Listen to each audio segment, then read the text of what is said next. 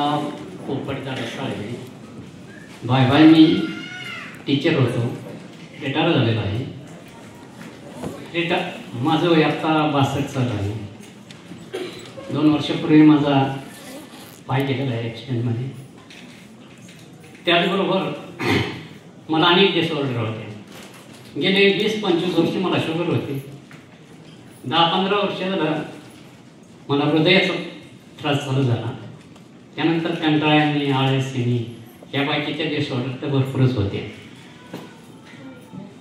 त्यानंतर मी गेले 4 महिने मी या आपल्या कुटुंबामध्ये सहभागी झालो.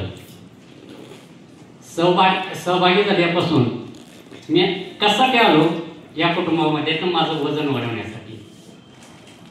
माझं मुळातच वजन ज्यावेळेस ॲक्सिडेंट झाला त्याच्या अगोदर साधारणपणे 48-47च्या दरम्यान मी असायचो.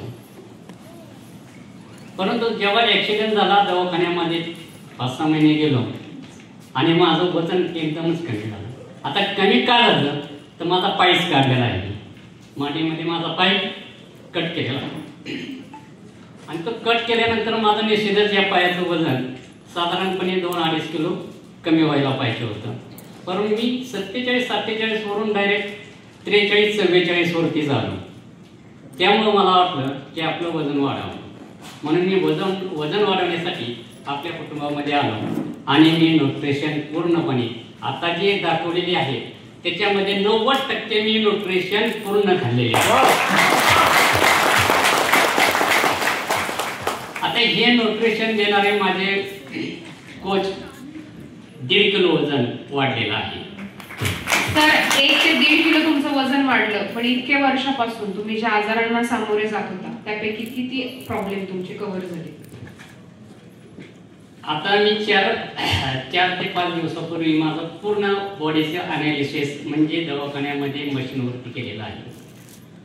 त्याच्यामध्ये मला शुगर गेले 20 ते 25 वर्ष होती आणि ती ही किती होती, 300च्या बाहेर होती, म्हणजे 300+ होती.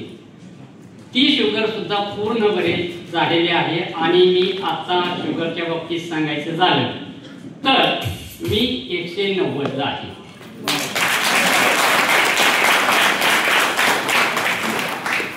त्याचबरोबर हृदयाच्या बाबतीत सांगायचं झालं तर मला एक अटॅक 3 वर्षापूर्वी येऊन गेलेला होता.